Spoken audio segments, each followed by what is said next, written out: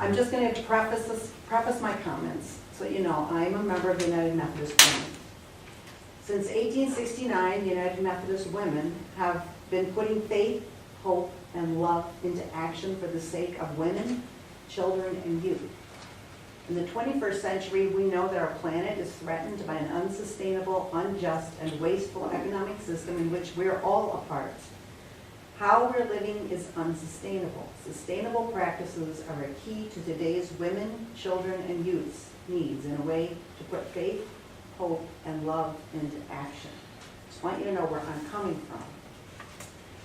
And I'm just going to reference, you probably know this, the latest 2016 impaired water list had 750 bodies of water, 1,096 impairments in Iowa. That compares with 736 from the previous report and 162 impairments in 2014. Now the DNR pointed out that it's likely just because they tested more waterways, so they found more, which indicates, well, how many are untested and are impaired? Right, I wish they would say how many, the percentage, you know, this is how many they tested and how many were impaired. Well, not just a number. Let's see, of the ones they tested, yeah, I know, I think they've tested 52% or something. So they've tested over half the waterways, it's just that there's not enough money to go back and test them, all the waterways every 2 years. Right. So we don't really know, is it getting smaller, is it getting bigger? It stays on the list of impaired waters until they've been able to go back and retest and verify that it's no longer impaired.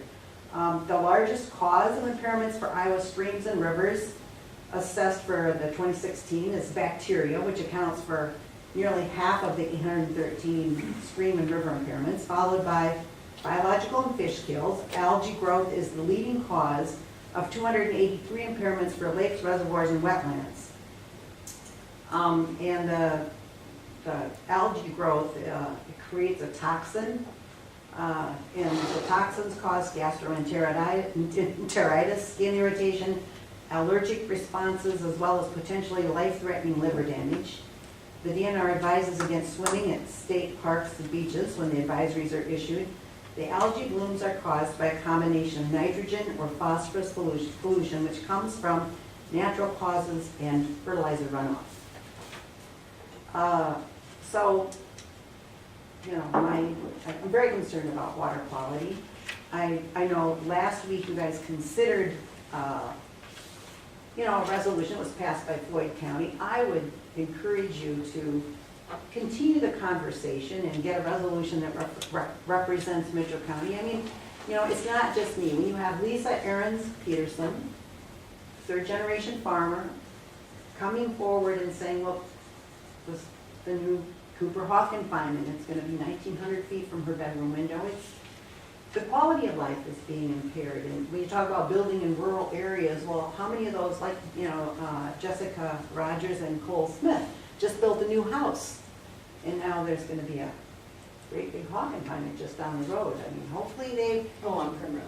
Yeah, hopefully they've got it all. There won't be any smell coming out. I remember when Myron Cooper said my pigs don't stink. So every time I go around that curve in St. Ansgar and I smell anything, I say, well, it can't be Marvin's pigs, because I was at a meeting and he said his pigs don't stink. Mm-hmm. But it's, you know, studies show that children that grow up around hog confinements have higher asthma rates. They have higher stress rates, you know, just the smelling that all the time. I mean, there's a cost that people are paying. So I think it's time for the matrix to be revisited. Now, I don't think it would require new legislation. They've already passed the legislation. This is asking the DNR to look at the matrix again. You know, right now 50% is a passing score. When we were in school, usually 50% meant you were failing. It doesn't address site-specific issues like some areas have karst. We might have a manure management plan, for example, that's right on the banks of the Cedar River, and there's a limited riparian barrier, and so we know there's going to be. I mean, we should have the ability to say, well, we looked over this confinement and manure management plan, and we should have some ability to say there needs to be, like Adam Shirley was talking last week.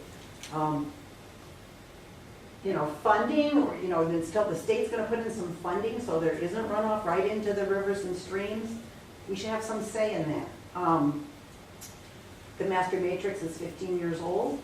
It's outdated, it needs to be strengthened. I mean, I know Iowa Select, they're gonna give $100,000 for this or $100,000 for that. They sent the big guns here last week to talk about, you know, all the whatever. But the bottom line is we have more and more lakes and streams that are impaired. The newer, you know, it doesn't always stay exactly where it's supposed to stay.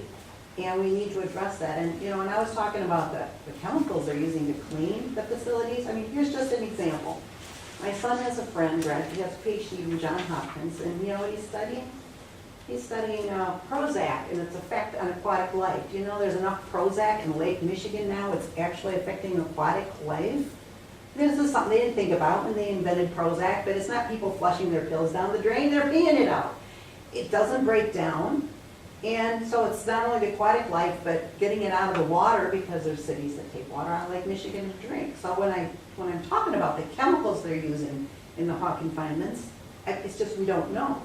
What are they? Do they break down? Are they in the water that gets injected into the ground? What effect does that have on the soil microorganisms, on the water bodies that they may get into? So there's, you know, we don't want to wait, and you know, it's like we've got happy fish in Lake Michigan now because the amount of Prozac in Lake Michigan. I mean, we need to be asking the questions now. I mean, I know that farmers are always, you know, trying to do things the best way possible, but sometimes, you know, we find out that what was the best way 20 years ago is causing problems not so good today. So I'm just asking you guys to reconsider that, convene some people, you know, to look at writing up what represents the concerns of Mitchell County, because, you know, it's not just me.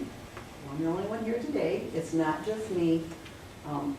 And, you know, people are afraid to speak up. They'll talk to me, but they're afraid to speak up because, well, they're my neighbors, or they're this, or you know, they're afraid to speak up. So it's why I think just asking the DNR to revisit the matrix isn't a huge lift, and if enough counties do it, you know, we just might get some action. Thank you.